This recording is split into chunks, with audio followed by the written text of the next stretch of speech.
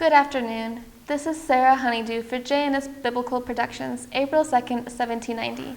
About to get a rare interview with the minister in the Church of England, a former slave ship captain and author of the spiritual hymn, Amazing Grace. Please welcome Reverend John Newton. Thank you, Miss Honeydew. Good morning, or good afternoon. Reverend Newton, you probably had so many experiences as a slave ship captain and then converting to Christianity that I don't know where exactly to start. But our viewers are probably most interested in the event that turned you from the Atlantic slave trade into a man of God. Let's start there. Miss Honeydew, this will be hard to believe because my father, who was a merchant sea captain, convinced me to join the British Royal Navy, which I later deserted not too long after, and got interested in the Atlantic slave trade. That was about as far from God and religion as it is possible to get. I was opposed to my Christian faith, but my father was a Catholic and my mother a Presbyterian. I had denounced God as a myth. So that sounds as if you had reached the bottom. Now, what turned you around? In March of 1748, our ship, the Greyhound, a slave ship, was caught in a North Atlantic storm, a violent storm, and the crewman next to me was washed overboard.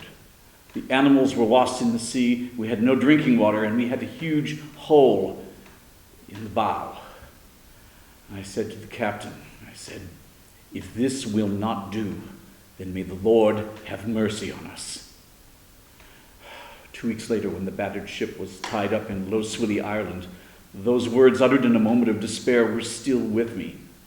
I began to wonder if I was worthy of God's mercy. I felt that God had sent me a profound message and was beginning to work through me. That's awesome that you felt that connection. So then what happened? Before answering that question, I continued in the slave trade for another 3 trips to Africa. I used to write obscene poems and songs about the captain. I also put down several slave revolts. Slaves were often lashed, and sometimes thumbscrews were used. After a serious illness, I quit the wretched business in 1754. Well, all right. So then what happened after that? It was then I settled down in Liverpool with my wife, Polly, and got involved in the religious community. Some friends suggested that I apply for the priesthood. I was turned down twice by the Bishop of Chester, but after 7 years, the Earl of Dartmouth, impressed by my story, sponsored me for ordination, and I was offered the curacy in the village of Olney in the Church of England.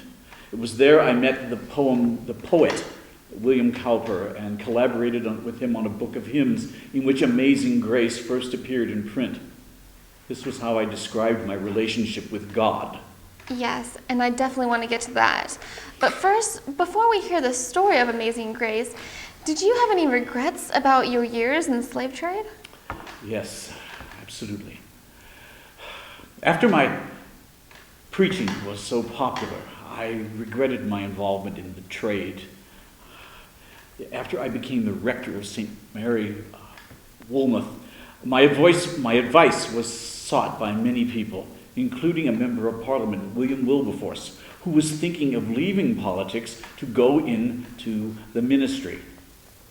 I encouraged him to stay where he was and serve God in Parliament.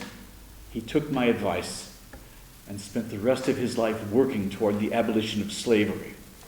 Well, that shows that you did make an impressive effect on your former trade. What about your own involvement in the slave trade? Well, I was still feeling that I needed to do something personal to make amends to God. So in 1797, I wrote a paper supporting the campaign to end slavery, which was called Some Thoughts on the African Slave Trade, which graphically depicted the horrors of the slave trade and my personal role in it. Well, that is really making up for the damage for your participation in the slave trade. Now, about Amazing Grace, can you tell us where that comes in? Well, that was written for a sermon given on New Year's Day in 1773. It was actually my autobiography in song and poetry and soon came into print in 1779. It expressed what I learned from studying about Christianity with the message that forgiveness and redemption are possible regardless of the sins committed, and that the soul can be delivered from despair through the mercy of God. Wow, Reverend Newton, you have come such a long way from the African slave trade, and your conversion is remarkable. Before we end off, I want to have our listeners hear the words to Amazing Grace in song, if you will. Yes. Amazing grace, how sweet the sound that saved a wretch like me. I once was lost, but now am found, was blind, but now I see.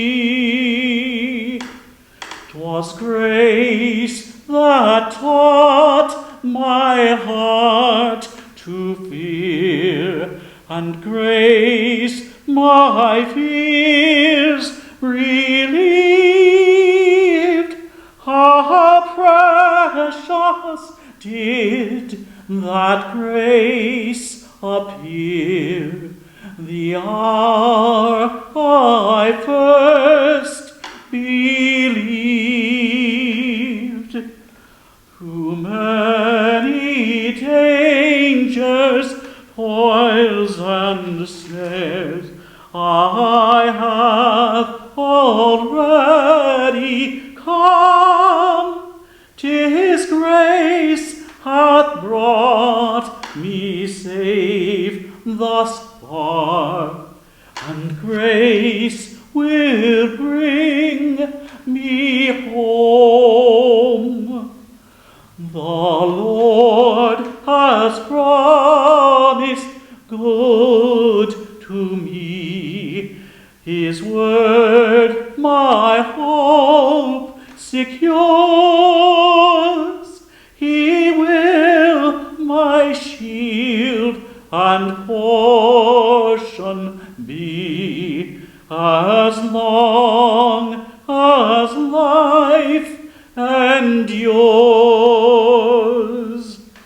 Yea, when this flesh and heart shall fail, and mortal life shall cease, I shall possess within the veil a life of joy and peace.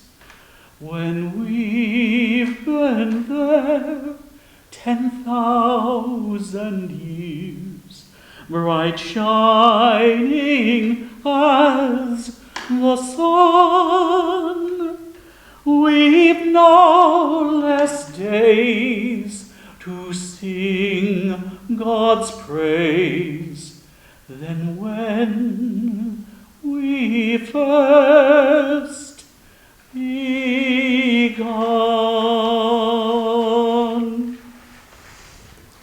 Wow, that was amazing. Thank you so much.